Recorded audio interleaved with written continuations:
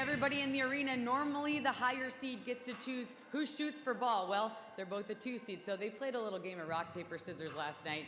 Chelsea was victorious. Congratulations on that. Didn't I ask you if you had any more tricks up your sleeve in the interview last night? We didn't know about rock, paper, scissors, but you won, so are you going to shoot for it? Yep. All right, let's see it. Good luck.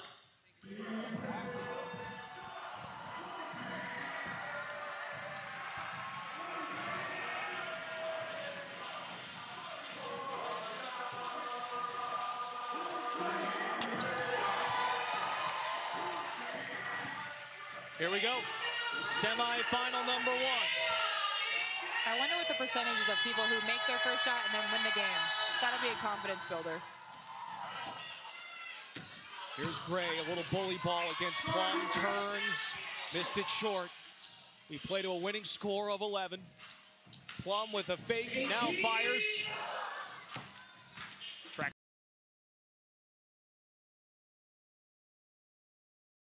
down by Gray. And that's where Gray has a bit of an advantage, the size, the level of physicality that she can play with if she gets in the post. Chelsea Gray, 5'11", Kelsey Plum, 5'8". And Chelsea Gray.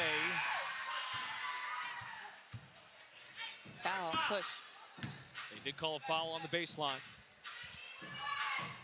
So on any foul, the shot clock does reset. You get the full 7 again. I agree with Kelsey's approach of picking up right at the half-court line, so Gray can't get ahead of speed. Lethal shooting the 3, also in the mid-range off the heel. To your point, even in that situation, just bothering her, trying to slow her up so she doesn't have to run well. Kelsey Plum is on the board first. I do think a lot of her game is going to have to come from the three-point line because Chelsea's hands are so good. When she gets closer to the rim, she's really good at swiping down and taking the ball. Plum, rise and fire, draws a foul. Chelsea Gray makes the face Paige Beckers did against her in the quarterfinals last night. It's challenging, but I imagine there is a feel-out process early of just exactly how physical you could be, what that looks like through the course of the game, because we have seen it ratchet up as it goes on. You have to get a feel for how the refs are calling it, how much you can get away with, and then always pushing that envelope. And you said it, we talked about it a lot. For as much as we mentioned Chelsea Gray offensively, defensively, the quickness of those hands makes such a difference. Sidestep three-pointer, Kelsey Plum nearly went up 8-0. Faced a pair of lefties in her competition last night. The 8-seed Heidemann, the 1-seed Mitchell. Lean-in 3 by Gray, who won all 3 of her rounds. Plum, deep pocket 3 is cash. It's weird to see Chelsea Gray miss a 3. She's got to be 70% in this building. It feels like it. When we said that, it feels like it always does go in. Chelsea Gray accustomed to comebacks, though, so this, I'm sure, isn't rattling her yet. Just like the reigning champion Rose. Chisels in there, but a block by Chelsea Gray. See if she can get on the board here. Puts the head down, drives it. Spins in the lane, back to her right, draws a foul. In the act of shooting, 1 worth 2 for Chelsea Gray. Kelsey Plum trying to say that was on the floor, but what Plum has done a nice job through the course of this tournament, though, is at least staying in front. Even if she's a little undersized against some opponents, she still tries to use her body to get into them. She has really quick feet. If you can keep someone in front of you, especially in one-on-one, it's not like they can pass it to someone and cut. It's just you and the other person, so that's definitely an advantage. Even as the trailing player, once you're on the board, can you catch momentum? Gray down the right side, Plum the stop, loose ball, Chelsea Gray snags it and scores. She's feeling it now. She sure is. All it takes. We've seen so many comebacks and so many runs because of the make-it-take-it format. Once you get going, it can close the deficit quick. Even Chelsea's first game, she had to come back 10-5 against Toss Clouds. That's right. They hit a couple of 3s, and suddenly 6 unanswered by Chelsea Gray.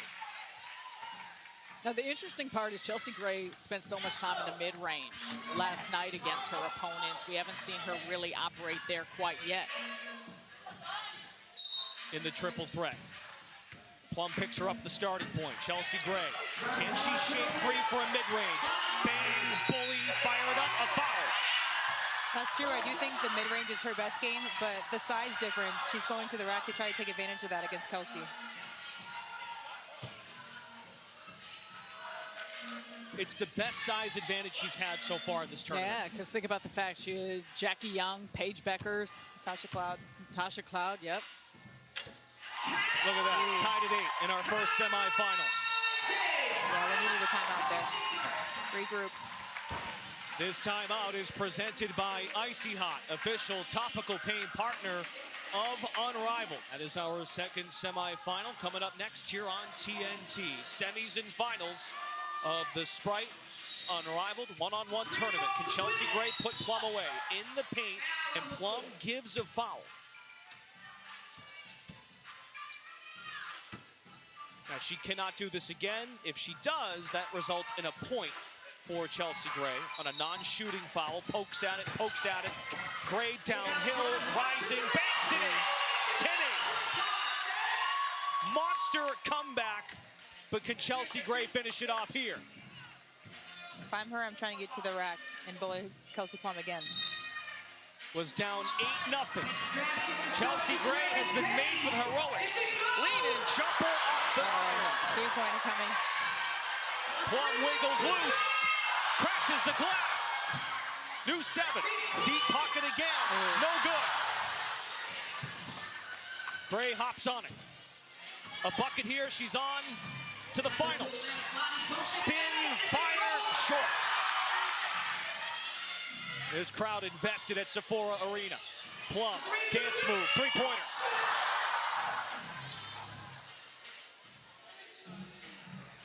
If the outlet passer is utilized in the Sprite circle, player must clear the line while making the catch. Plum just gives the foul. And Gray did do that. So on those passes, though, the Sprite circle player can let one foot out. Compare it like a first baseman in baseball. They can keep one foot in, extend and make catches, but one foot has to stay inside that Sprite circle.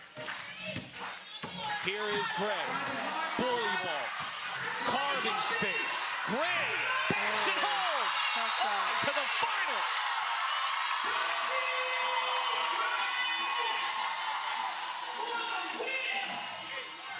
Very tough finish. There was a lot of That's a contact. strong finish. There was a lot of contact. You understand that officials were trying not to call that second foul on the floor, because you look at the physical play here, and Chelsea Gray, she's doing exactly as you said.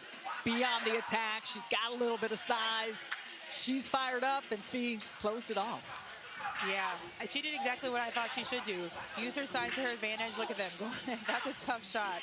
I mean, they could have called a foul a couple of times, but like you said, when the last call's going to get to 11, I mean, look how amped up Chelsea Gray is, because she had to work for that last shot.